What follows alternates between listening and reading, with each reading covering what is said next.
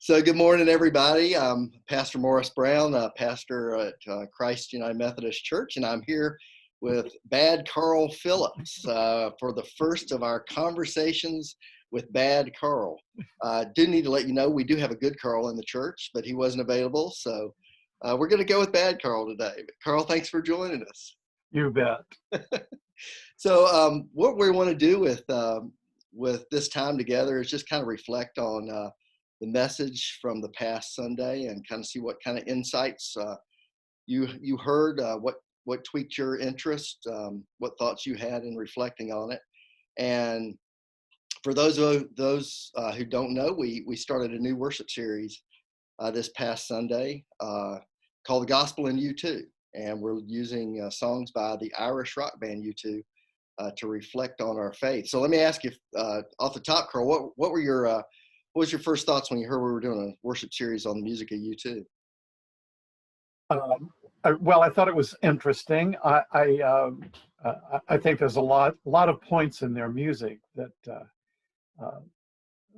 are very biblically based, and so I thought it was a great choice and innovative. And to be honest with you, probably one of the first things that I thought of, and this is maybe a little off topic, is how proud I am of our church. Just thinking outside of the box, and how even though we can't come together physically, all of the things that the church offers to allow us to come together. Those are kind of the first things that came to mind that weren't necessarily related to this topic, other than, I guess, thinking outside of the box. Yeah, well, the COVID crisis has certainly forced us to do some of that. Definitely. Yeah, we are proud of our church. You know, we've done a lot of mission work in the midst of all this COVID, which is something I think U2 would push us to do when you reflect on their stuff. U2 is in me. Absolutely. Yeah, can I refer to you as Bad Bono? That'll work. As long as the bad's in there somewhere. Are you familiar with the name, where it came from, where Bono got his nickname? No. Because his real name is Paul Hewson. Right. And when he was a teenager and they started the band, his bandmates thought he had such a good voice that they started calling him Bonovox, which in Latin means beautiful voice. And it just kind of stuck. And so from then on, they called him Bono. I don't know where the Larry, what's his name? Larry, David Evans. I don't know where he got the name The Edge. So we'll have to research that. So this past week, we started with the song, I Still Haven't Found What I'm Looking For. And I don't know about you, I thought our musicians did a super job playing that. What were your thoughts on that? Oh, I agree. And that's one of the sense of pride things. Not only grasping technology and coming up with ways for us to still be connected virtually, but the talent that exists within our church is just gives me a real sense of pride. And I thought it was exceptional. I thought there appears to be new video technology, and all of that was interesting and captivating and exciting and all those kinds of wonderful thoughts. Yeah, we had choir robes and drums and all kinds of stuff. So the whole spectrum. The whole spectrum. We could please almost everybody. Absolutely. So if you haven't seen the song, those of you who are listening, go to our website and pull up last Sunday's service, and you'll see what Carl's talking about. So in the message, I referred to the fact that Bono said that this is really a gospel song, that, you know, for him, we're all searching in our lives. And some of the things that we search for are meaning and purpose. We search for hope when things seem really dark. We search for peace, not a peace that says that nothing bad's going to happen, but this sense of peace that when tragedy occurs, we still have this deep stillness and understanding that everything's okay. And unconditional love. You know, we're all looking to know that we're loved as we are. We want to get better, but we want to know that we're loved right as we are. Did any of those connect with you? Well, as you know, I'm in the Thursday morning men's lack of support group, and we take turns at looking at the upcoming Sunday scripture on Thursday morning, and we have different leaders in the group, and I just happened to pick this particular week. Right. So I knew the song, but I'm always concerned. You know, there are songs that you hear and you think you know the words, but then you read the words and it's like, oh, I didn't know what that was. So I pulled up the words and read through them a couple of times, and so it was good to make sure that I knew what I was talking about, which a lot of times I don't always do, but people think I do. It struck home, a lot of it, but I was influenced by the fact that I was in the midst of a Rob Bell book. Right. One of the things that I've been focused on lately, as far as finding what you're looking for, is for me, a lot of times it's internal. Yeah. We spend a lot of time looking externally for something, when in fact it's within us, or certainly at close grasp. Yeah. And we're sometimes, depending on one's makeup, looking in the wrong direction. Yeah. Yeah, and I think that's an important point, because I think, you know, in the song, Bono talks about some of the places that we tend to look for all these things, this meaning, hope, purpose, and you know, we look for the next great experience, we look for the next material possession, we look for the next job or the next person we can be in a relationship with, and really, you know, the song talks about, at least in the beginning, the fact that, you know, you achieve or accomplish or possess those things for a moment, and then all of a sudden you discover that's not it. That's not it. Spend a lot of time searching for empty things. Yeah, absolutely, absolutely. So that's kind of where I took off on the message and talked about the gospel story of from the Gospel of John, where you know, Andrew and John are obviously searching in the story. They've come to this guy named John the Baptist seeking something, and then he redirects them to Jesus.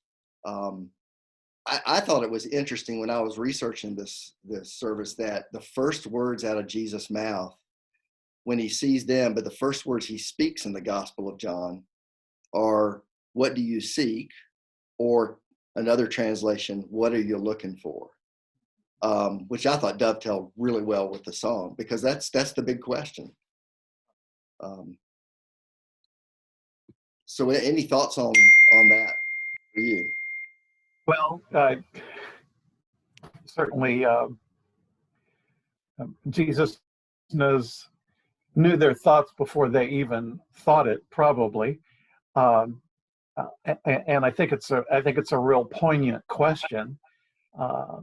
Again, that he already knew the answer to.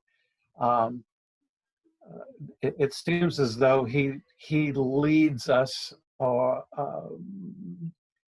based on writings in the Bible. He leads us to where he already knows we should be going. Yeah. And I think everybody's always searching, and that's a great question to ask any and everybody nowadays. Not only what they think they're looking for, but kind of help them redirect what's truly important to look for. And it's always a lot of I have found that it's always a lot of little things um, coming together as one big beautiful picture. Uh, I think of Glenwood Mhm. and our involvement in Glenwood, and um, uh, I thought uh, in getting involved in that, I thought what I was looking for there was a way to help people Mhm. um, that are in need.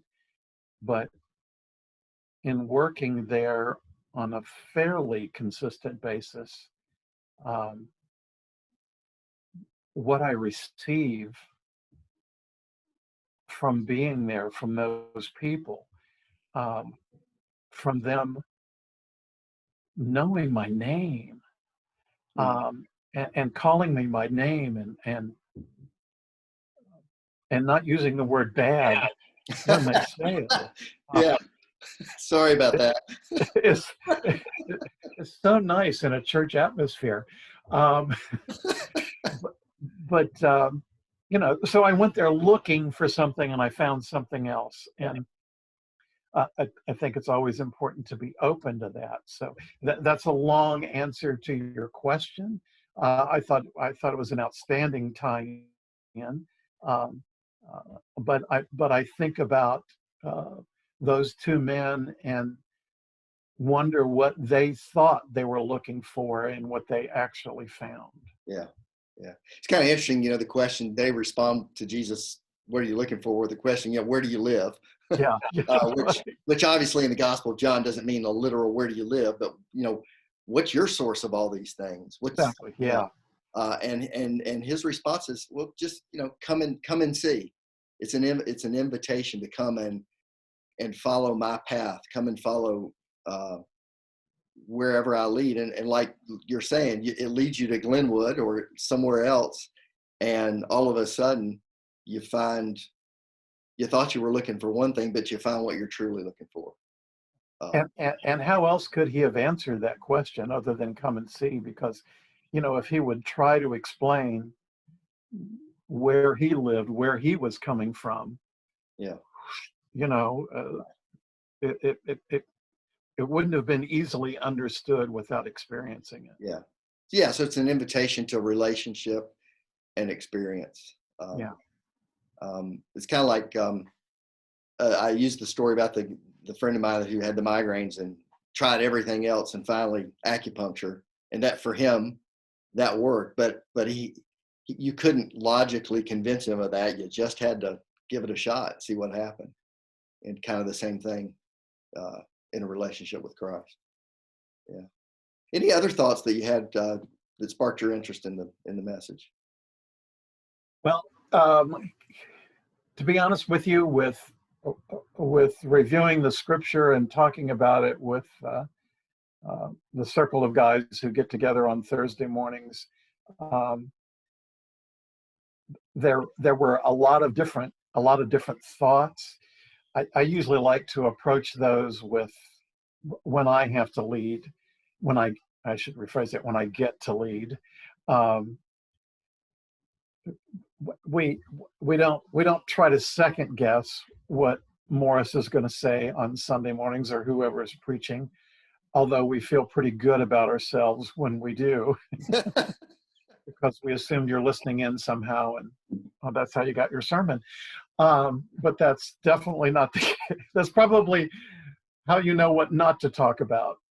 Um, so in remembering the sermon and remembering all those conversations, we all kind of ended up, I felt like, uh, uh, all on the same note that uh, that we're all always searching and we're all always trying to be better than we are, and sometimes we find those opportunities in very unusual places, but we're all always being called, regardless of where we are on our faith journey or our path. Um, we're all still trying to move forward to be even better and better Yeah. people. Yeah. The Wesleyan term of moving on to perfection, Yeah. which doesn't mean perfection. It means wholeness, becoming the person God's created us to be. Yeah. And that's a journey. That's a process. So, yeah. So, Yes, more for some than others. absolutely. Yeah. Me too. Well, so next week we're looking at a song called "Crumbs from Your Table." So I'll be interested in what your men's not is it not support Thursday morning men's lack of support lack of group. support group comes up with this Thursday morning. But it's a great song. It was a song that wasn't a big hit for U2, but it's a really important song. We'll be looking at the story of Lazarus and Dives in the Gospel of Luke, the rich man and the poor man. So